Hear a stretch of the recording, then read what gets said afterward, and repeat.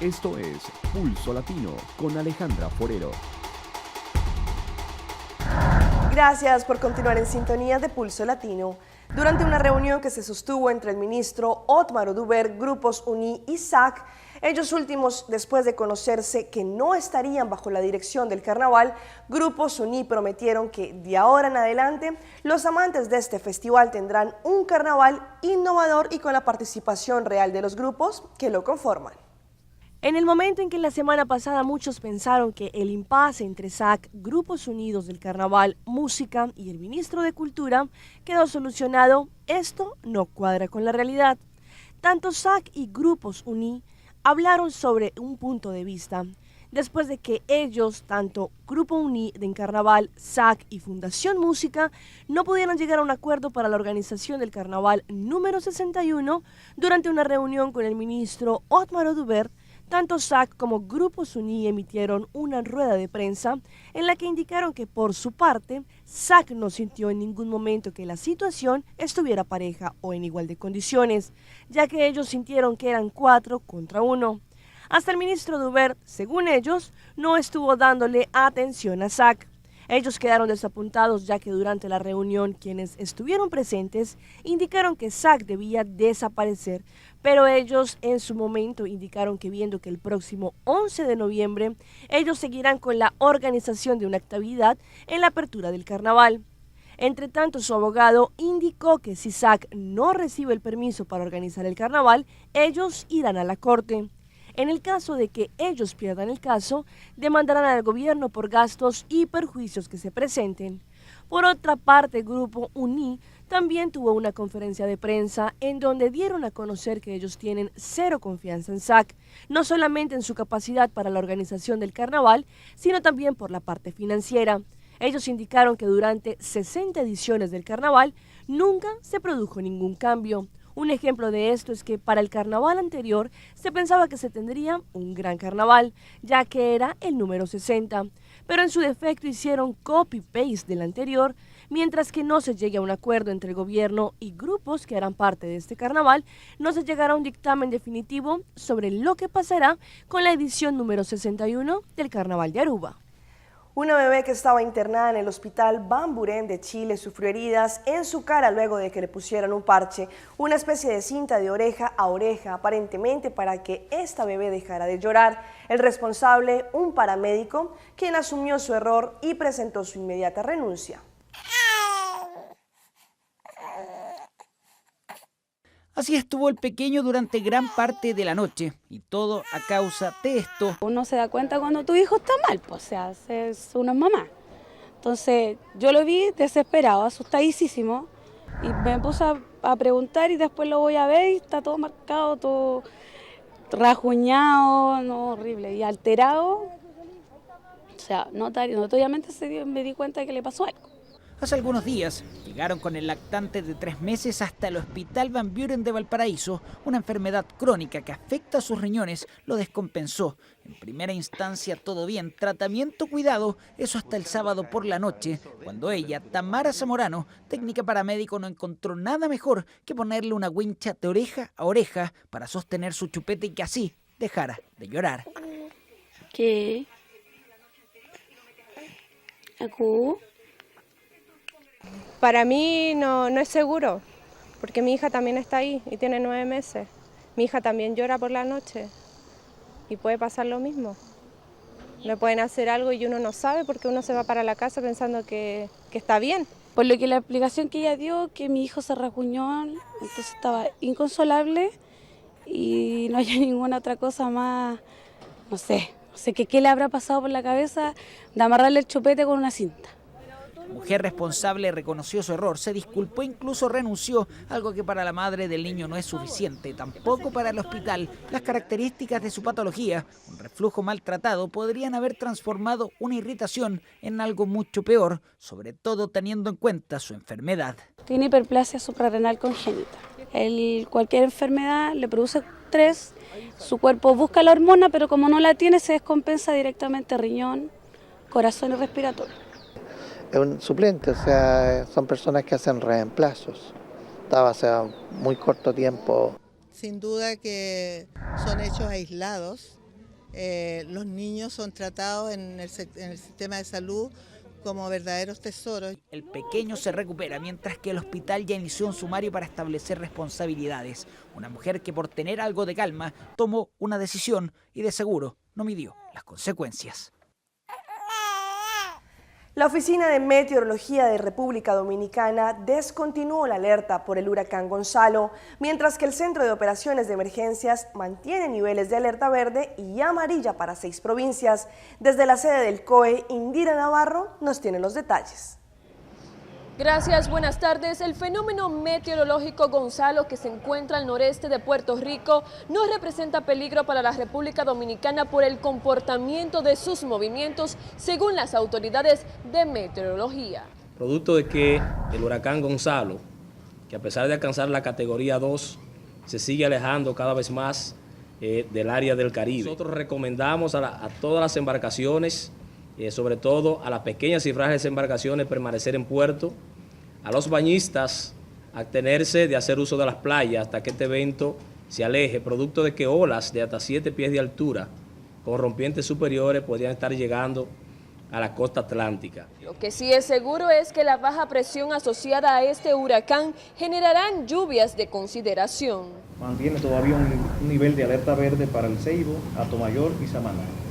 E incrementamos amarilla, producto de el deterioro de las condiciones del mar en la costa atlántica.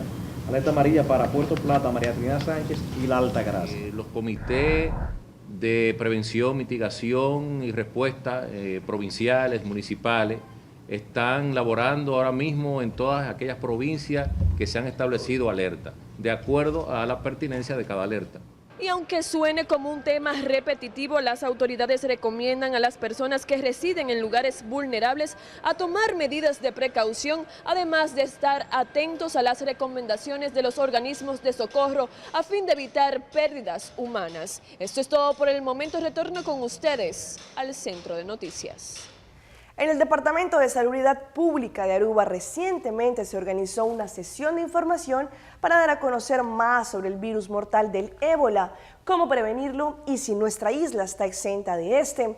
En esta charla, diferentes partes sociales importantes en la isla estuvieron presentes y recibieron toda la información para estar alertas ante esta amenaza mundial.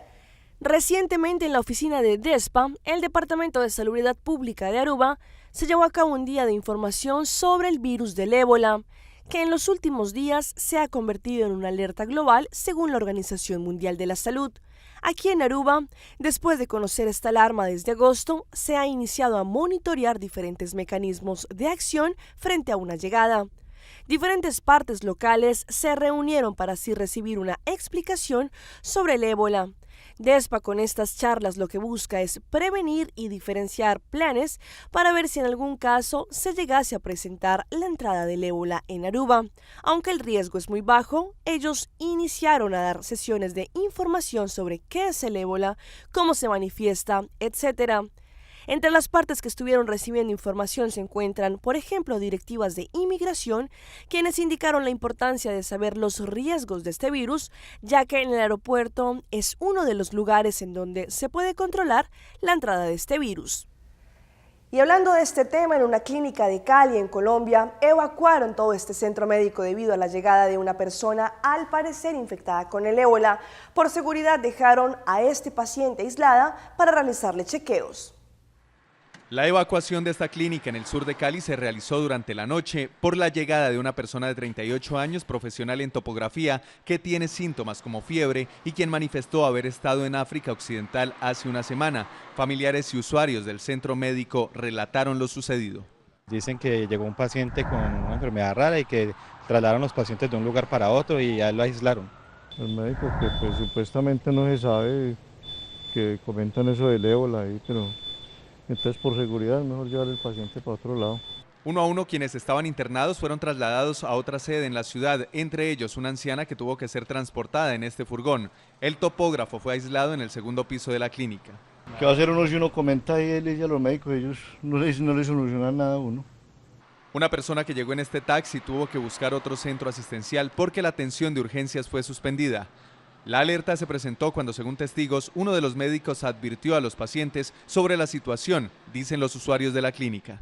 Pues la gente ahí mismo se enojó, salió toda preocupada, que porque no habían dado aviso de tanto enfermo, de un momento a otro, que todo el mundo va siendo, los que están hospitalizados, que van siendo evacuados. Las autoridades de salud del Valle aclararon telefónicamente que el cuadro clínico que presenta el paciente puede corresponder también a malaria, dengue, cólera o fiebre tifoidea, por lo que el caso aún está en estudio.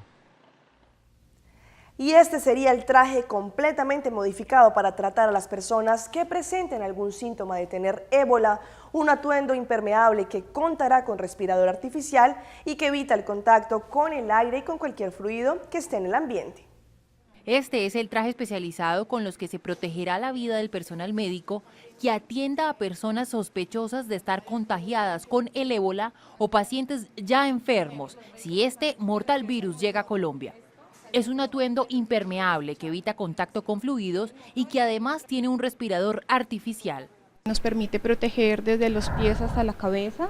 Es un traje impermeable que va a permitir que si hay algún tipo de derrame, los fluidos no pasen a través del material y el personal se vea expuesto en ello. Entre tanto, Colombia blinda sus fronteras para no recibir pacientes enfermos, así lo anunció la Cancillería. Cualquier persona de cualquier nacionalidad que haya estado o visitado durante las últimas 4 semanas la zona de principal afectación, Sierra Leona, Liberia, Guinea-Conakry y Nigeria, se le niega su solicitud de visa.